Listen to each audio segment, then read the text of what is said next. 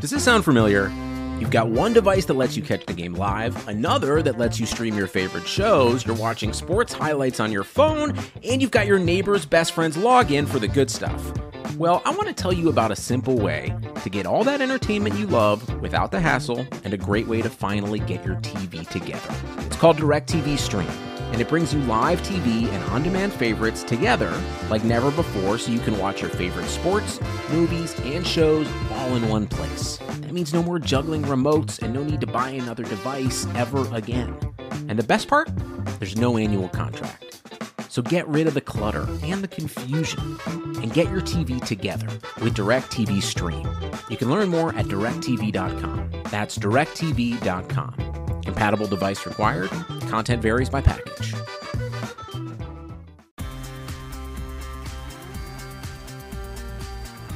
What is crack-a-lackin', Hardwood Knocks listeners? I am Dan Valley coming at you once more without my fantabulous co-host, Adam Frommel. I am, however, excited, as always, to keep our season look-ahead train a-rolling. Today, we're going to be talking about the Atlanta Hawks with Sarah K. Spencer. She covers the Atlanta Hawks for the AGC, otherwise known as the Atlanta Journal-Constitution. She does a fantastic job, publishes great stories over there. There's always something. Every once in a while, it seems like she publishes that's just really fun and offbeat. Great follow on Twitter. So you should follow her on Twitter at Sarah_K_Spence, spelled exactly as it sounds. Before we dive into a conversation about the Hawks and puppies, don't worry, there are puppy references throughout this podcast. Just a reminder to please, a pretty please with sugar on top, or whatever your favorite artificial sweetener might be, 0-calorie sweetener, whatever. Please remember to rate, review, and subscribe to us wherever you're getting your podcasts, whether you use iTunes or not. However, we do ask that you head over there, search Hardwood Knocks, throw us a 5-star rating, write a review. It just takes a few seconds, and those numbers really do help us out, believe it or not. If this is your first time listening to us, just because you want to learn more about the Hawks or you've stumbled upon us randomly, consider giving us that permanent subscribe button from wherever you get your podcast, whether it's iTunes, Spotify, Stitcher, Google Podcasts, whatever. We are on YouTube as well. Search Hardwood Knocks on youtube.com. We will come up, subscribe to us. Once we get to 1K subscribers, we will start doing some live YouTube exclusive stuff, or maybe, we'll do live mailbags, talk to you guys maybe live during a game. So head over to youtube.com, subscribe to us. We're more than halfway to 1,000 subscribers, and we've only been doing that YouTube channel for a couple months, and I haven't implemented the actual video element yet of it because I've been so busy, or maybe I'm just too lazy, one or the other. You decide for yourself. But again, if this is your first time listening to us, yo, what's up? Thanks for listening to us. I really appreciate it. But subscribe to us. Consider that. Download all our episodes, rate, review, wherever you're getting your podcasts. With that out of the way, let's get to all things Atlanta Hawks with Sarah K. Spencer from the Atlanta Journal-Constitution. Sarah, thank you so much for coming back on Hardwood Knocks to talk some Atlanta Hawks with me. First and foremost, though, how are you doing? How's your offseason been? I'm doing great. Thanks for having me. It's been amazing off season. I actually got married. So it's been like busy, but relaxed and great too. It's just been wonderful. But now everything is starting to really, really ramp up. And I think the Hawks have a really interesting season in store. So that's exciting too. Well, congratulations on getting married. And also congratulations on, did you just get your dog, Millie? Was this right around the off season? So Millie she's also in the background eating some peanut butter right now. So if anyone hears like licking noises, that's what that is. So we're hoping she behaves.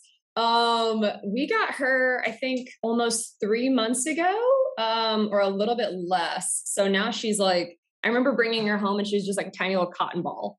And now she's almost 30 pounds. Oh, wow. She might end up being like close to 50 pounds. So she's a unit already. A little under 6 months. So no, she's the best. It's been exciting. What type of a dog is she? She's an Australian Shepherd. Ooh.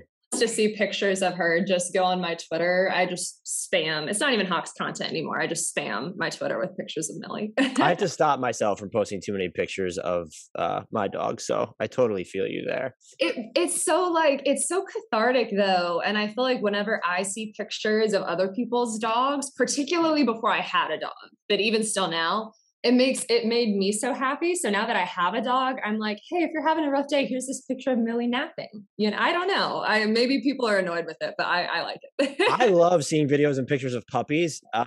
These were like really my first two puppies. All my other dogs I kind of had when they were a little bit older, and puppies clearly aren't for me. Like now that they're dogs, I really love them, but puppies are exhausting.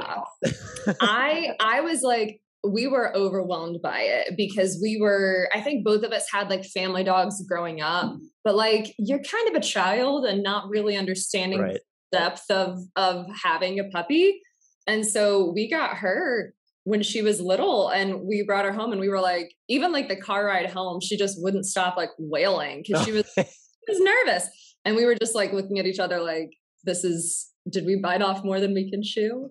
And the first few weeks were tough, but now she's settled down now. And now she actually like looks like an adult dog and not just like a little Q-tip.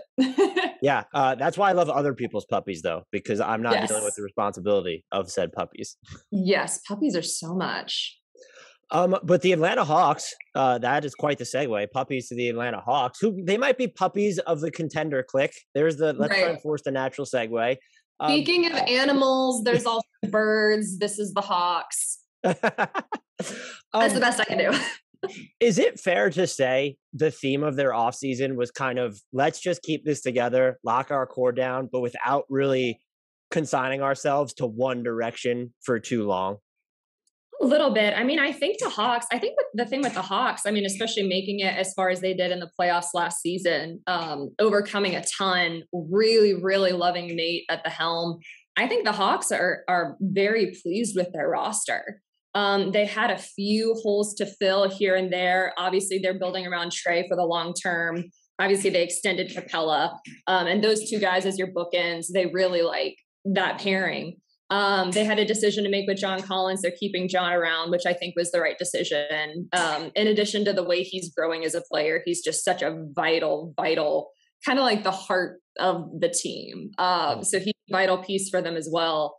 In addition to what he does on the court. So they like their guys. They like their core. They kind of have since the Hawks have been rebuilding, they've had like their kind of core five guys. And then now they have the expanded core because you've added a guy like Clint Capella, you've added a guy like Bogey, who's very important to what they do. So I think the Hawks went into this offseason knowing that Onyeka Okongwu was banged up. Okay, we've got to add a little depth at center. They did that, knowing that, backup point guard has kind of been depth in the backcourt has kind of been a tough issue for a few years now. They added DeLon Wright. So, I mean, I think they went into the offseason thinking, okay, here's how we plug this and that, as opposed to here's how we transform, because they're not really at that phase anymore. They're happy with where they are. This is a good roster. They just needed to patch some issues here and there. So I think that's what they did. They weren't really trying to like blow the lid off anything. They just needed to tweak some things here and there. And I think, insofar as they even could have tried to blow off the lid, I guess they could have if they really wanted to.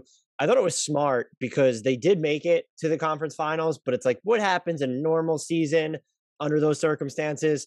And I do think teams sometimes read too much into those results. And it's clear that they really didn't. And you could, I think some people thought the Clint Capella extension was, well, why did it happen this year? That felt a touch too soon. Maybe some people didn't think John Collins was worth the deal. I actually thought that was just like one of those contracts you look at, you're like, that makes sense for both sides. The player option at the end, the pay grade and everything.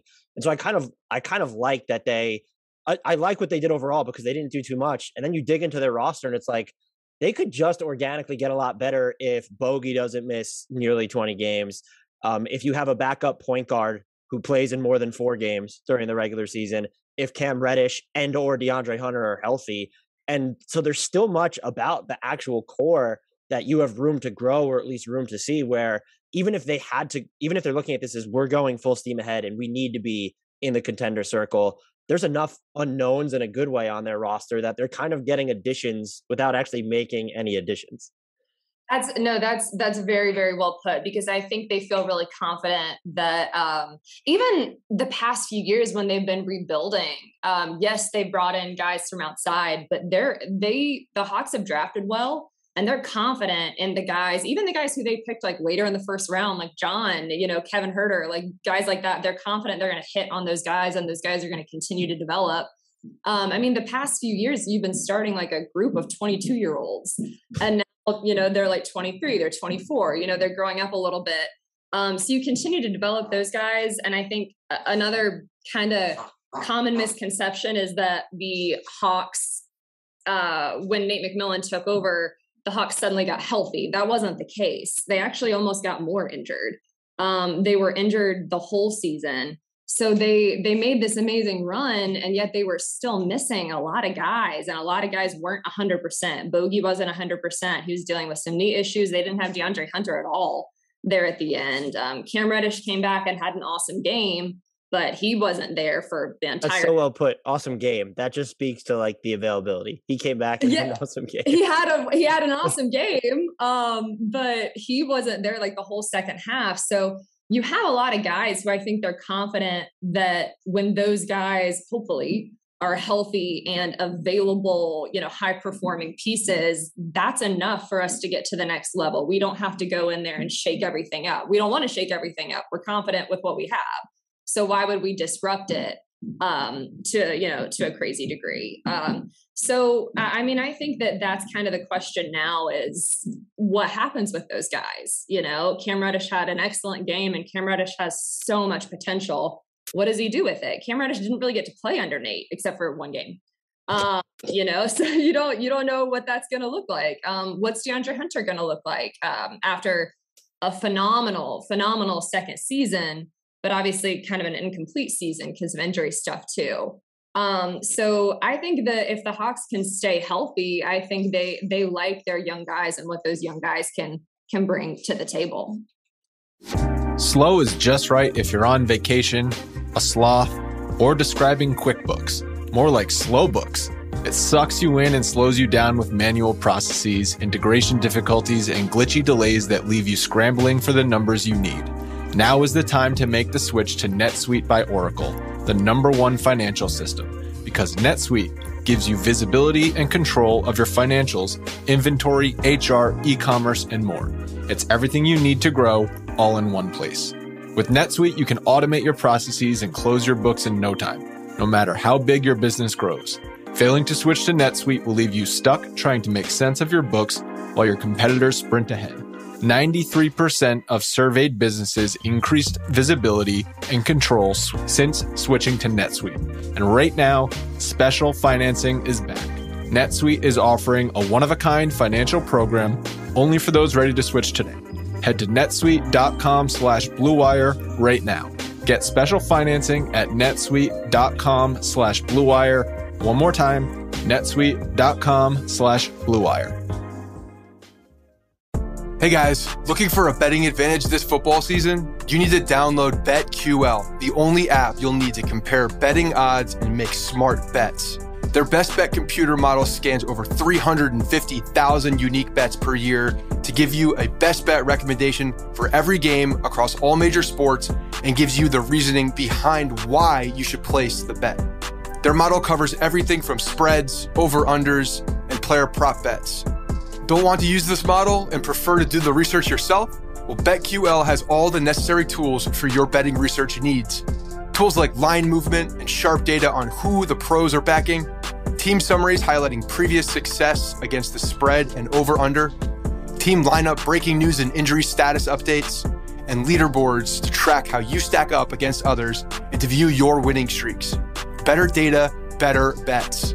Head to the App Store or Google Play Store now to download BetQL. You can also head to try.betql.co/bluewire to get started now. Enter the discount code BLUEWIRE at payment checkout for 25% off any of their subscription offerings. Make sure to check out their offers page to find a special offer to receive a full free year of BetQL. Don't miss out on the chance to gain your betting advantage during this football season. Trae Young, believe it or not, is among those young guys. Still only 23, just a puppy, as would be the theme of this podcast. Still, what I'm having trouble envisioning, because he is still so young and already so good. What does the next level of Trae, like, how does Trae Young improve, or how does he get better? And the other thing that's attached to that is, do you think his game is impacted at all by the NBA cracking down on those freedom of movement rules at the offensive end? I think it is, yes, but I don't think I think he's gonna have to adjust, but I don't think it's gonna like completely throw him off, if that makes sense. Like, he's gonna have to adjust, because when you look at, like, I spoke with one of kind of the head referees who's in charge of the way they're gonna officiate like non-basketball moves differently. And I mean, it's kind of an enigmatic thing. Like, it's hard to pin down. Like, even when you look at videos of all these different moves, it's kind of like targeting in football. You're like, okay, but what about in this situation? So we'll just see how it goes. But I do think sometimes when he pump fakes and kind of like goes into guys a little bit, I think they might end up calling that. Is that squeaker too loud? No, that's totally fine. Our listeners are used to having puppy noise in the background. Okay, everyone, I can recommend this octopus toy to you that Millie's obsessed with. It keeps her occupied, but it is loud. I think that means she's officially an influencer now. Millie, no one cares about like anything regarding me on my social media. Everyone is just like, where's Millie? Yeah, it's a great octopus toy. But yeah, no, I think that he will have to adjust, but like, he's gonna adjust. His game is so fluid. You know, he's not, that's not what he like solely relies on. So it's not like that's his main thing. Like, sometimes guys get known for stuff like that, but that's not really his main thing. So I think he'll adjust. And I think that'll probably be fine moving forward. I think he's not the only guy who's going to have to adjust. There's a lot of guys who are going to have to, because that's kind of become part of the game the last few years. So, but they'll adjust. But yeah, no, I mean, I think the thing for Trae moving forward, I don't think it's anything super transformational. If I were to say one thing as far as how Trae can grow his game, I think I'm going to echo something that Nate McMillan has said a lot, which is just limiting turnovers. I don't think it's anything too crazy. I think it's something Nate has said a few times, is Trae is too good to have 4, 5, 6 turnovers a game. And some of that in previous years has been, he's kind of trying to, maybe you didn't have the supporting cast you had, so he's kind of trying to get guys in certain situations. But I think this past year under Nate, you did see improvement on that. You saw more like 2, 3 in that range, and that's like kind of where you want to keep him. So I think for Trae, it's simple, and I think that might come. He's always going to have some turnovers because you have the ball in your hands so much, and that's going to happen. But I think just limiting that and making those smart plays is going to be key for him. I mean, he's shown he has an elite floater game. He's shown he can, shoot from the logo. He's shown that he's one of the best passers in the league. He's shown that he can deliver in the clutch in the biggest way. So he's shown all those things. I think now it's just his game maturing and limiting turnovers. You mentioned he has the ball in his hands a lot, and the offense was pretty bad without him last year is probably the kindest way to put it for them. I'm wondering, do you think that they have enough on this roster between adding DeLon Wright, keeping Lou Will, having, let's say, Bogey be healthier, to better navigate those offensive minutes without Trae Young on the floor this year? I do, especially if Kevin Huerter continues to be what he was this year for the Hawks. It was kind of funny going into this past season. There were all these questions of, wow, the Hawks almost have too many guys. Like, how do they get minutes for all these guys? And then that ended up not remotely being an issue because of the way that guys got hurt. And Kevin Huerter ended up being kind of like a go-to guy. And what happened is he completely blossomed. He was known as I guess he was known for being a 3-point shooter, but then really blossomed as a defender, which was cool to watch. And then he ends up being like your Game 7 hero against the Sixers, sending you to the conference finals. So he actually played a little bit. He kind of ran the point a little bit sometimes this past year when Trae was out, just injured a game here, a game there. So I think with that group of guys, yes, I think they're going to have enough. But it has been a question.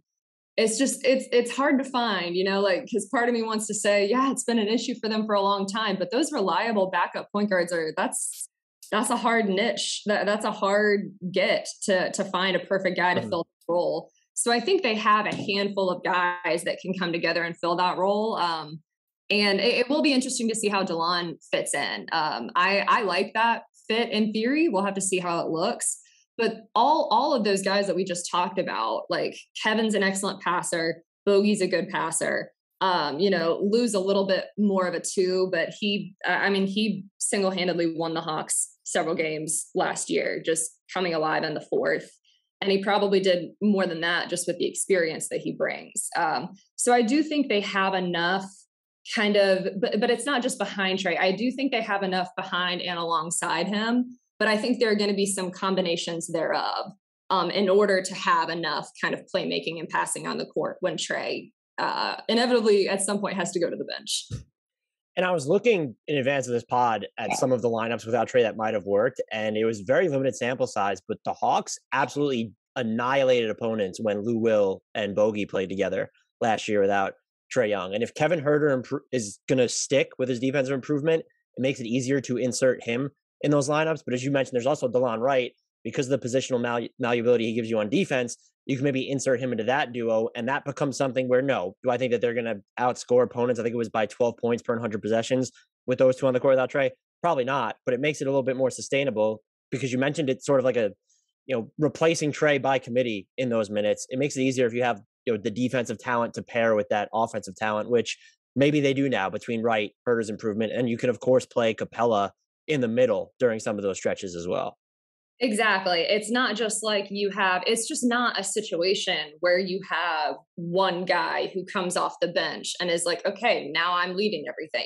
It's a little bit different than that. It's a combination of guys thereof who also, like you mentioned with Kevin and DeLon, if you bring that defensive intensity as well, you're kind of compensating in other ways. Mm-hmm. So I just think there's going to be, I think they have enough with different combinations to make it work. I mean, we've got to see, and that obviously assumes all those guys stay healthy, which has just been, that was just kind of a big issue for them last year. And it sounds silly to talk about because obviously they made it work and they still made it to the conference finals, but it just felt like that was just such a nagging thing that they just couldn't stay healthy. But I know to be fair, a lot of teams had that issue because you're playing every day and it was a brutal season and it was such a unique season too. So I think this year getting back to kind of normal, not completely normal, but kind of normal. It's going to be kind of going back. It's going to be a change, for these guys after a year of kind of that condensed schedule. And I know it was tough on a lot of teams. You mentioned already that Onyeka Okongwu is banged up. With him out, do we just automatically assume that John Collins will take on even more sort of backup 5 minutes, even though he'll start next to Capella? Or do you see them, is Gorgie Jang going to play a ton with this team? Do they maybe even consider downsizing where Gallinari is sometimes their 5 in second units? Or again, should we just assume that Collins is going to take on a lot of those reps now? I think it could go a couple different ways. I think the Hawks have a couple different ways they can do it. But I think, yes, John kind of, especially because the Hawks are not, the Hawks are trying to win, and so I think there will be some times where you just kind of give those minutes to the guy who, is experienced and you trust him there, and that's John. But they did add some depth for that purpose. But it's disappointing though that Onyeka, who had a good playoffs, was really starting to come on strong after a tough few months, kind of early months in the league, where again, it was because of injury. I think that he kind of struggled when he first got out there, but he's not going to be out the whole season. He's going to be out for the first several months of the season, but he's not going to be out the whole season. So I think they'll triage it for the first few months. And then, you'll be able to bring him back, which I think is good. Cause I think playing behind Clint Capella and alongside John Collins, if possible, kind of helps Onyeka because you're around two experienced players. What did you think of Collins in the playoffs? There were people that sort of pointed to his stat line was just modest when you looked at it, but I was watching him and I came away on most games just super impressed with what he was doing, because when you're looking on offense, it's an adjustment to have to play alongside Clint Capella because you're all of a sudden no longer the primary dive guy. And it felt like he was finding more ways to impact on offense, whether he was popping, even, his 3-ball wasn't always even falling. Then I'm watching him on defense, and there's like, this was not the case in every game of every series, but he's like defending guys who actually put the ball on the floor and have like unpredictability to their off the dribble attacks. And he's holding up quite well. And it felt like, maybe overstating it to say that he turned a corner, but like, this is someone that I think probably needs to be reevaluated even more, because it seems to me like he's now capable of playing so many different roles, or at the very least, a player that doesn't have a ton of exploitable weaknesses, as people, I think, thought even leading into last season. Yeah, I mean, I think John's game has grown a ton in ways that in a lot of ways that don't show up in the box score the way you'd expect. He has gotten a ton of credit from the front office, from Nate McMillan. He's gotten a ton of credit for being a guy whose stats are going to go down a little bit, but the Hawks' wins are going to soar. Because like you said, he's not that, now Trae has two guys he can pair with, like he has Clint as a rim runner. Obviously, John, that's his thing as well. I think one thing that's helped John with that, though, with that adjustment, is being a good 3-point shooter.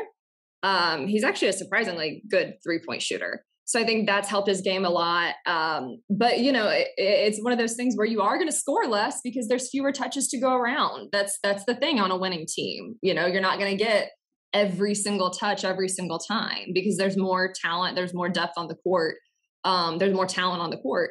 But I think he's also improved defensively a lot. Like you mentioned him taking on guys, who are dribble driving, or, he really has grown as a defender. That's another thing that's not always going to show up. And it's not always going to show up as blocks, at the rim. Right. But that doesn't mean he's not containing. That doesn't mean he's not making guys change their shots. That doesn't mean that he's not doing all of those things. So I personally thought the Hawks keeping John, and I thought that was a good deal for both sides. He made it like abundantly clear he wanted to stay. The Hawks in the end kept him around, and I think that was the right decision. I think his game has grown a ton, and because he's the longest tenured Hawk, so because he's been around so long, you get the perception that he's like older than he is. I think he's still a young core guy. A puppy. Yeah, exactly. Exactly. It's puppies. It's still a young group of guys who are really developing, and I think John is kind of a big example of that. And I think that when Clint came along, I think that he could have been, disheartened by that a little bit, just because you are going to have some personal sacrifice there. But I think it makes it easier when you're winning and you see, okay, if I do this, we're going to win, and he was a big part of that because of the way he's grown on both ends of the floor. And it's good for them that it seems like just watching him on the court. And I know there was the reports, like, I think, was it early last year? I've lost all sense of time about like friction between what he thought about Trae Young having the ball too much. Beyond Trae Young, like there are just other guys on this team now. You look at Lou Will, Bogdanovich, Gallo, who are going to have the ball in their hands. And so if you have someone who is just committed to sort of fitting in and complimenting wherever he can, accessorizing wherever he can, that ends up being a huge deal, especially if I always thought this about Clint Capella in Houston. When you look at the point he was in his career, and John Collins is sort of at the same point given his age, you could want more touches. You could want to try and broaden your game. But if he really is committed to, or just doesn't mind kind of fitting in and filling the gaps on offense, and just depending on which lineups he's in, that ends up being absolutely monstrous for this team and their development. Yeah, I agree. I think that when you have a roster like the Hawks have, which you don't necessarily have like a ton of guys who are like, previous all-star, you don't necessarily have a lot of guys who are have done that yet. But you have a lot of good young talent who's willing to be flexible. And I think that's what's key. And I think that's what they tried to and John's exhibit A of that. And I think that's kind of what they tried to drive home last year is you're going to have to sacrifice a few minutes. You're going to have to sacrifice a few points, but we're going to the Eastern Conference Finals. So it worked out. Last year, per my notes, when I was looking at last year's outline for this podcast, I asked you who was the most important wing to the Hawks between Huerter, Reddish, and Hunter. You had said Hunter. I was holding out hope for Reddish. You were 150% right on Hunter, even though he didn't play much. He was in the early MIP discussion, just based off when you looked at his offensive game, he was doing things off the dribble. Of course, he unlocks so many lineups for them if they want defensively. What are realistic expectations now for him heading into this year, given that he missed so much time last year and was dealing with pretty serious injuries during that stretch? I mean, I think the biggest thing is just for him to start out. I think that it's just about him getting comfortable again with the ball in his hands, getting comfortable again, just planting, cutting, that kind of thing. I think it's kind of like a slow and steady approach because, like you said, he was hurt, and I mean, it wasn't necessarily like the mildest thing, like it was an injury that you don't want to have, early in your career. It's just tough. I think that it was a tough setback for him and the Hawks. But they're confident he's going to be healthy for training camp. So that's excellent.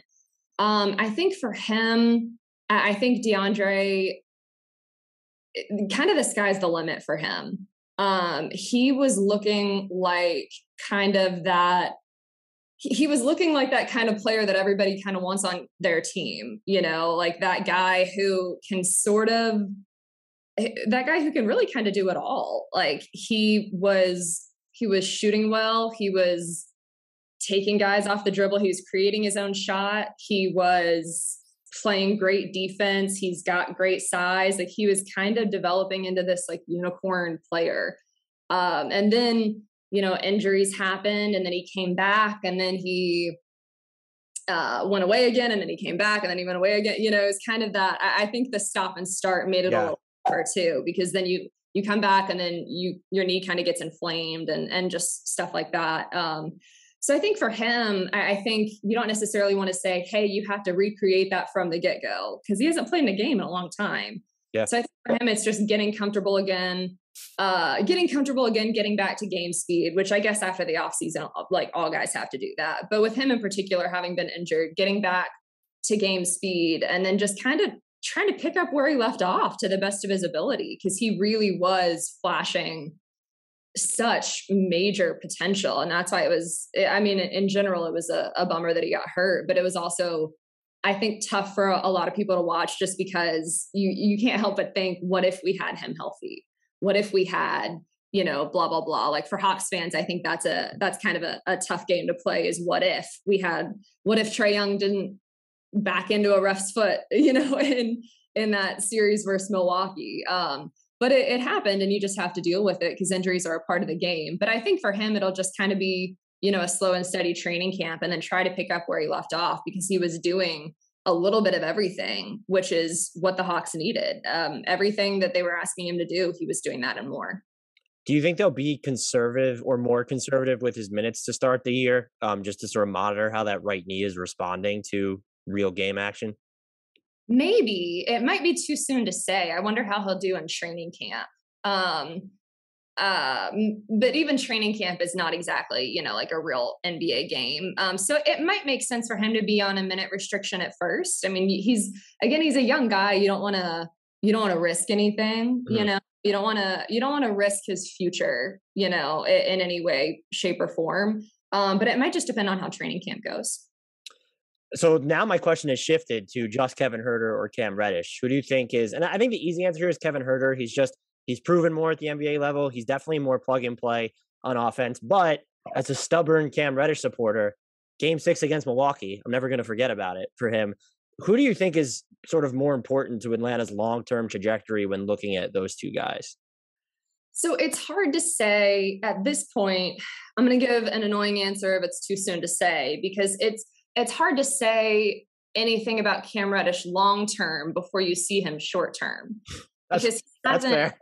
Because he hasn't done, he like I said, he had that amazing game, and Cam Reddish just has such potential. But it hasn't been realized yet. He has a lot of potential, but he still has to, show that on the court and develop. And he's super young. He has all the pieces. He's very naturally gifted defensively. He's very long. He gets into passing lanes. He has great defensive instincts. So I think defensively, that's not really the biggest question. I think he's shown so much and flashed so much defensively, but I think offensively, it's just a question of consistency and his shot.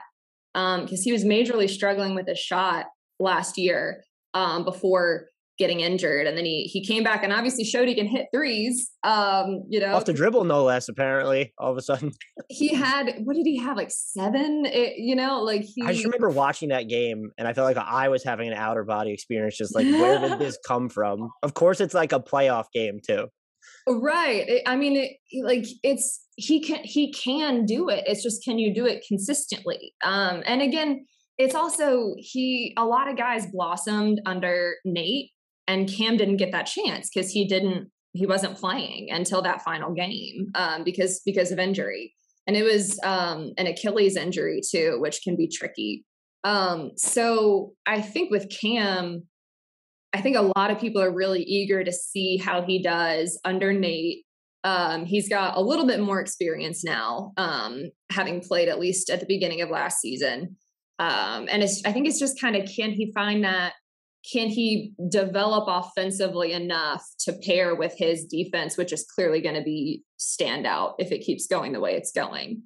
And if that's the case, I mean, the Hawks could still use some bulking up defensively. So they'll certainly be happy to have that added to their, added to the situation. But I think Kevin, given what he did the second half of last season, he's older. He's a little bit further ahead of Cam, obviously, in development. And I think, so yes, I would say, Kevin right now is probably going to do more for you just because he's in that place, but Cam has so much potential. Cam has so much potential. It's just, can he put it all together?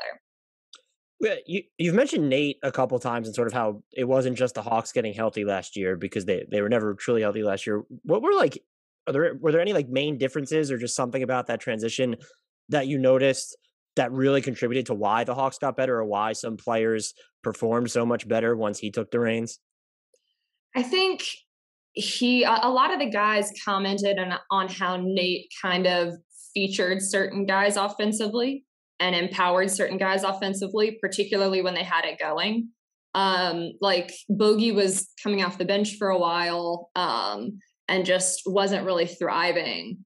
And then under Nate, they featured Bogey a little bit more. And then Bogey became like Steph Curry for a while, like just, raining threes and just really, really came into his own and just kind of gelled a little bit more.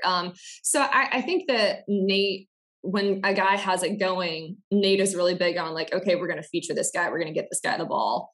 And then I also think with Trae, I think Nate and Trae have a good relationship. I think Nate, especially kind of, you have that bond kind of having played the same position. Like, I think there's like a little bit of camaraderie there.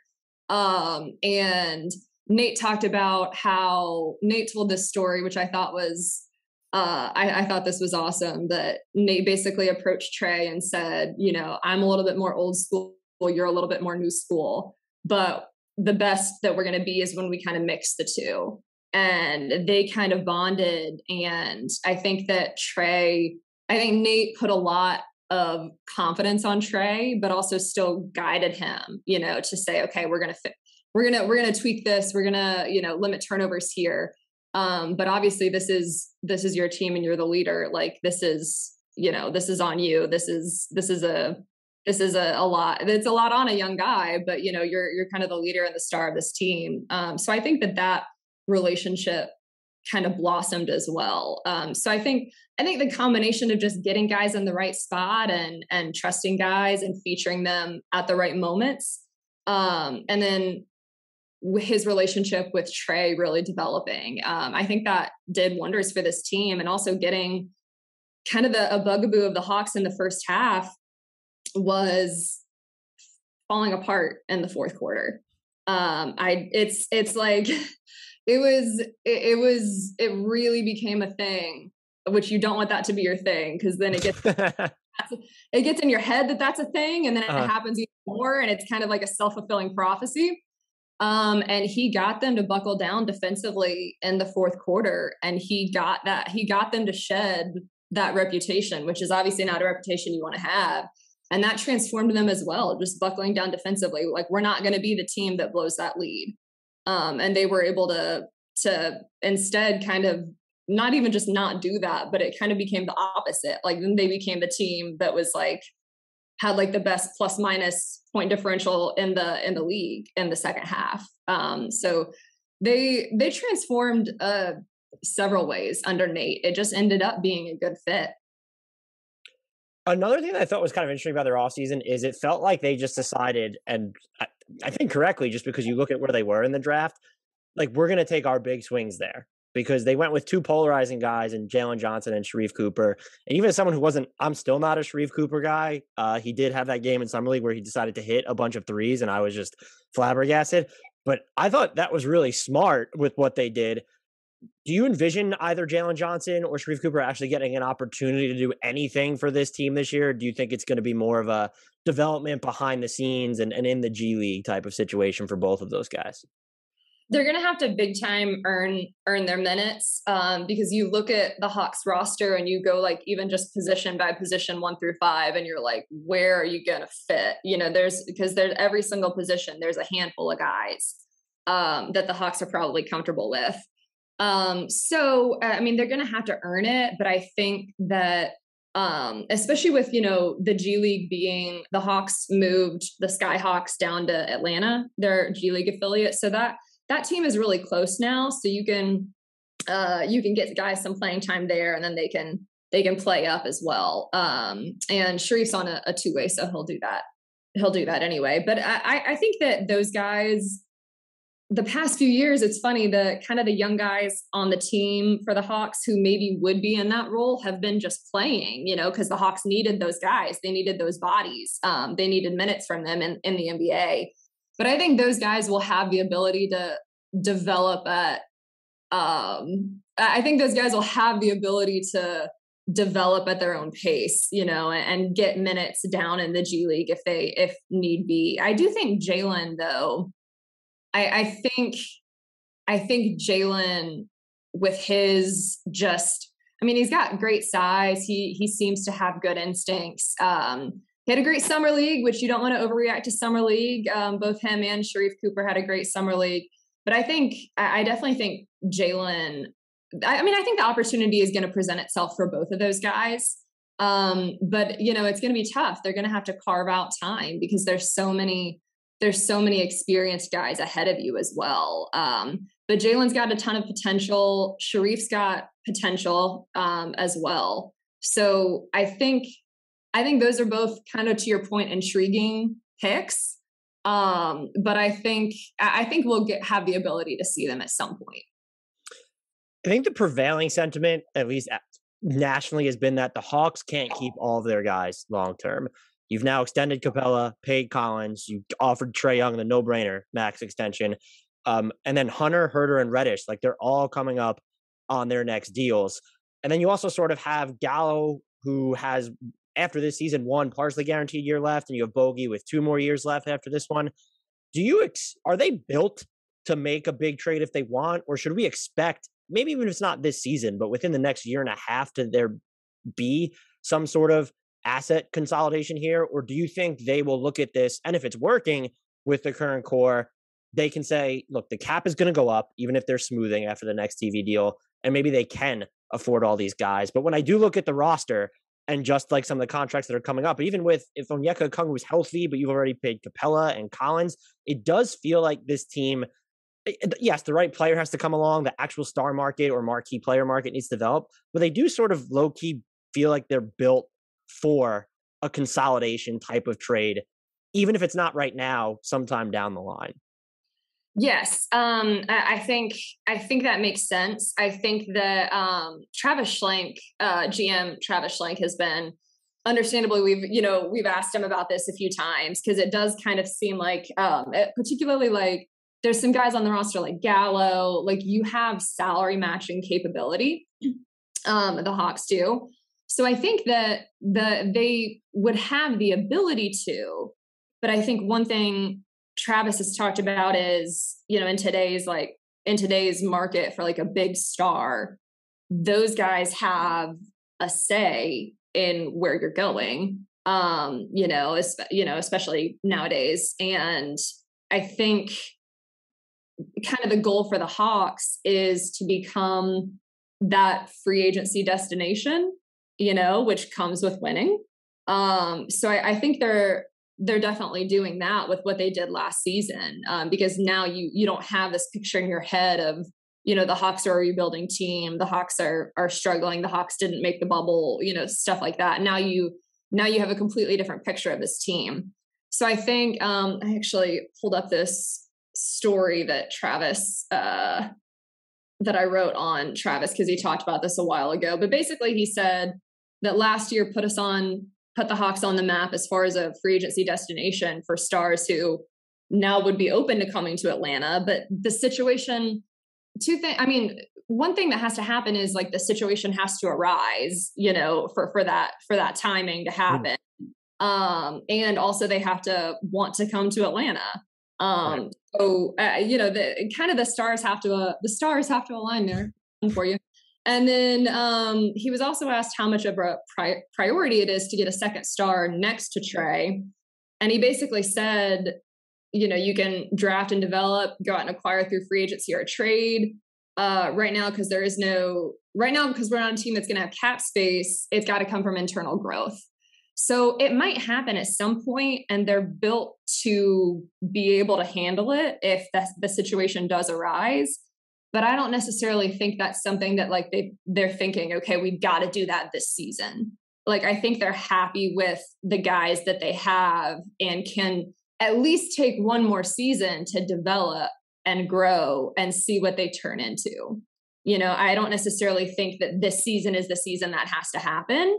But if the situation were to arise in the future, they have some capabilities to make that happen.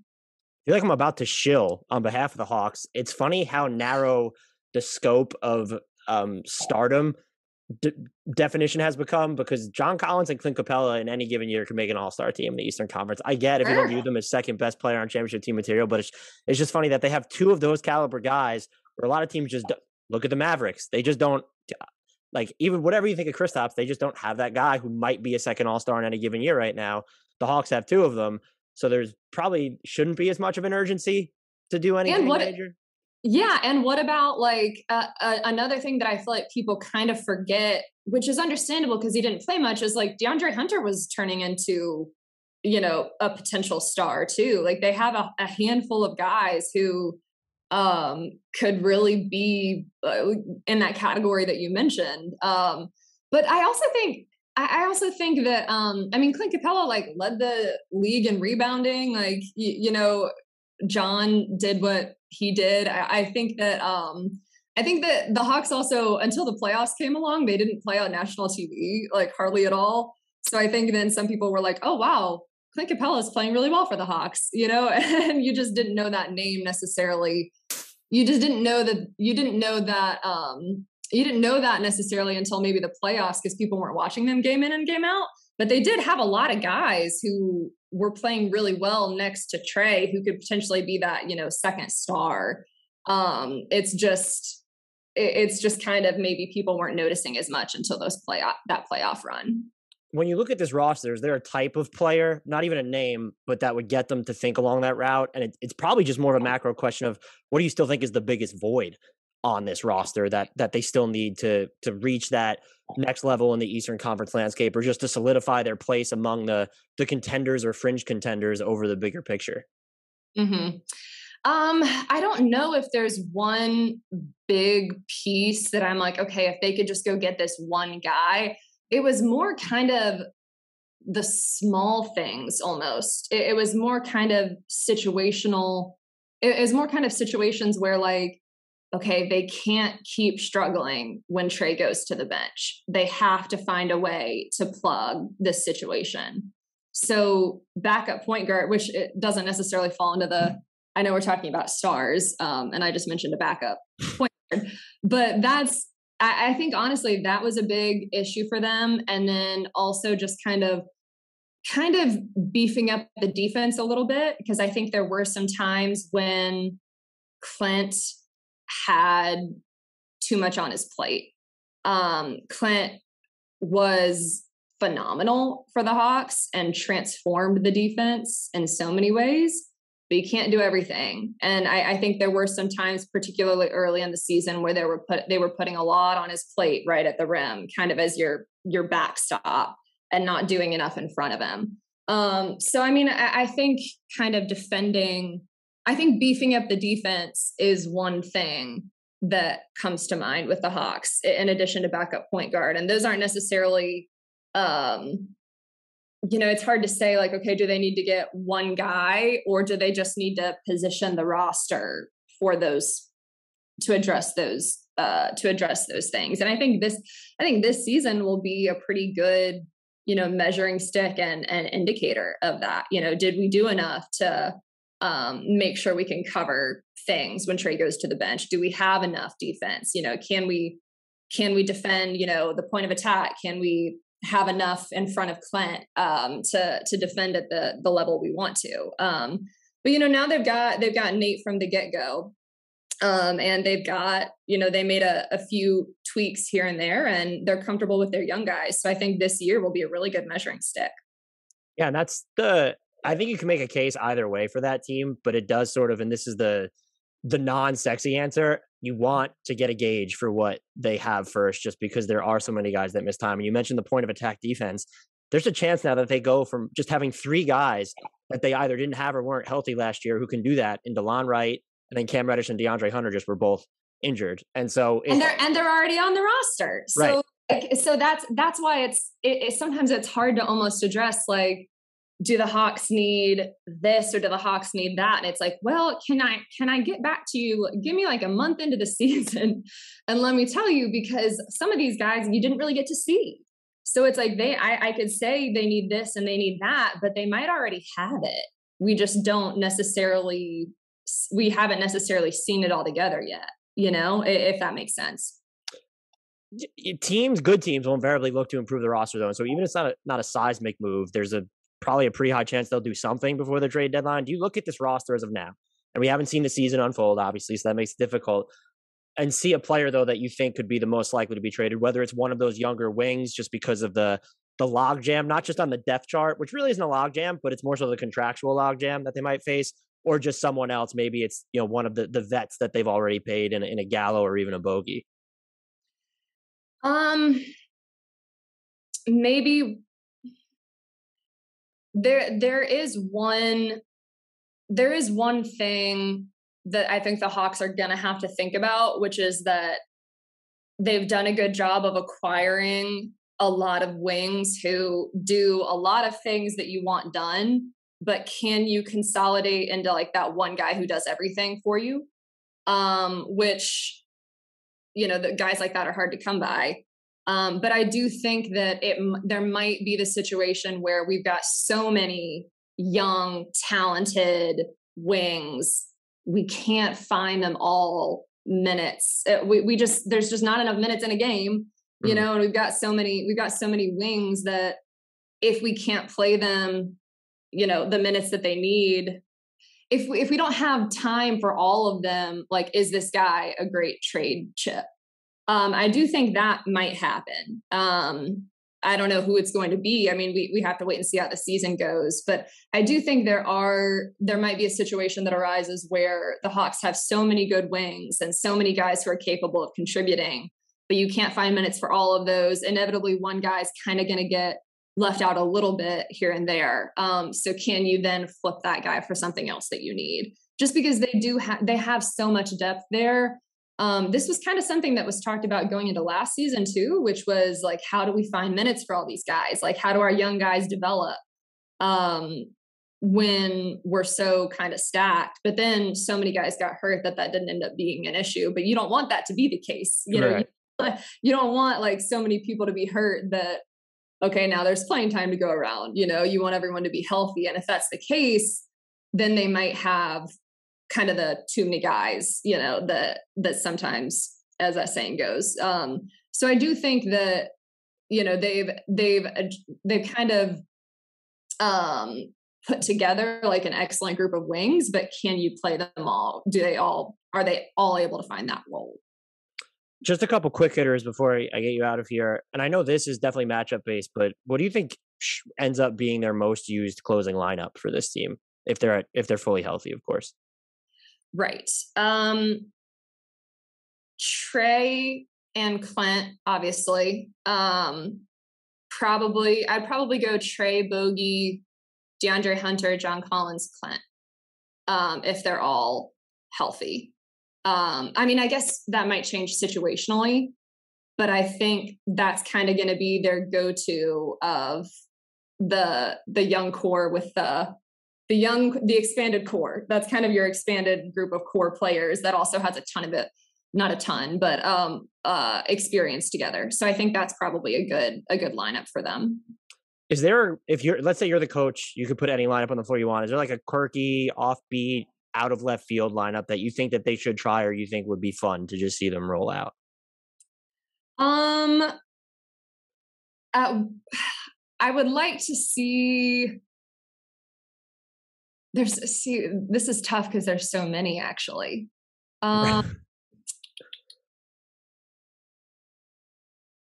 I would like to see, honestly, I don't know if it's so much as a lineup as at one point I just want to see Jalen Johnson play and just bits. I'm so intrigued as to how he's going to go. I think I'd like to see, can I just say Jalen Johnson out there? Jalen Johnson. That's fine. Let's go with me. Jalen Johnson alongside either Clint or John. I'm just so intrigued as to how he's going to fit. So I'll say, and in honor of that, I'll say mine is, because this team was tough. If you put Trae at the 1, Collins at the 5, and then just give me like all the defensive wings who might be able to do something on offense, and Huerter, Reddish, and Jalen Johnson. Like, give me that setup. They really don't have a reason to try that unless there's mass injuries, but I would love to see that one. Yeah, I also am intrigued, like if they could do like either I really get really entertained when there's like a tiny lineup and then like a gigantic lineup, you know? Jalen Johnson at the 5. You said it first. Yeah. I don't know. I'm just so intrigued at how he's going to do at this level. I mean, it might not happen too much this season, but I just think his ability to pass is going to be interesting too. So that wasn't a very fun answer, but Jalen Johnson at the 5 is a very fun answer. I think I want to see it. I don't know. Let's just throw it out there one day. Throw it out. The final question is, as we record this, their over-under is set at 47.5. Do you expect them, if you had to choose, would it be the over or the under for that? And where do you sort of see them stacking up in the East? If they're healthy, I would take the over. I do think that this team has a lot of potential if they can stay healthy, which is the caveat that if you've listened to this whole podcast, you've probably heard me say the word healthy like 70 times. So I know I'm repeating myself a lot there, but I think that I just think that's kind of going to be this team's thing. But if they can stay healthy, then yeah, definitely the over there. And I think that this team, I think that this team has a lot of potential. Sometimes in the playoffs, you know, you don't know what's going to happen. Like, are you going to stay healthy? Are you going to run into a super team? You know, how's all of that going to go? But I do think this team has potential to get into the playoffs and make noise yet again. Yeah, I'm sort of peeved at how comfortable I am smashing the over for this team. And I think last year when we were talking, I said I was worried that they might have rushed it a year too quickly. But then after watching what they did amid injuries, especially when Nate McMillan took over and in the playoffs, and you look at their roster now, this has been going through. It was an easy over for me. And I think in the East, we can't even really get into what the pecking order looks like. I would say the only teams I would definitively put in front of them, though, are Milwaukee and Brooklyn. And if I think some people make the case for Miami. I'm not quite there yet. I need to see what their offense looks like. But they're like, they have a real shot at cracking the top 4, if not even the top 3.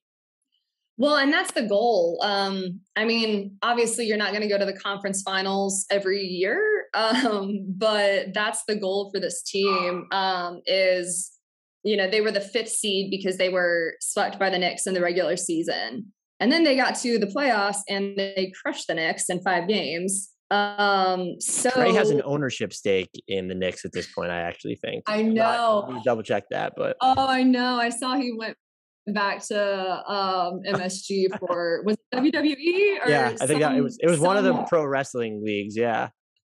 Oh my gosh, that was a hoot. That was so funny. But yeah, I mean, I think so. They've Schlenk has kind of said that the goal for this season is to aim to get kind of that home court advantage, you know, in the playoffs. So I think that that's a realistic goal, you know, provided they can stay healthy and build on what they did last season. True to form, I kept you longer than I said that I would, but is there anything else I didn't ask you about that you think needs to be covered or briefly discussed about the Hawks? I don't think so. I think we covered pretty much everything about the Hawks that's intriguing, from DeAndre Hunter to Cam Reddish to Jalen Johnson at the 5. Jalen Johnson at the 5. I want to see it at some point. But no, I think we covered pretty much everything. Can you tell our listeners where they can find your work? Maybe some videos of Millie as well? Yes, I'm on Twitter at Sarah_K_Spence. I tweet mostly about Millie, sometimes about basketball, and ajc.com is where you'll find all my stuff. Sarah, thank you again so much for giving me a bunch of your time. And I think, as you know by now, I will be pestering you again in the future. So thank you so much for coming on. I love to be pestered, so it's good.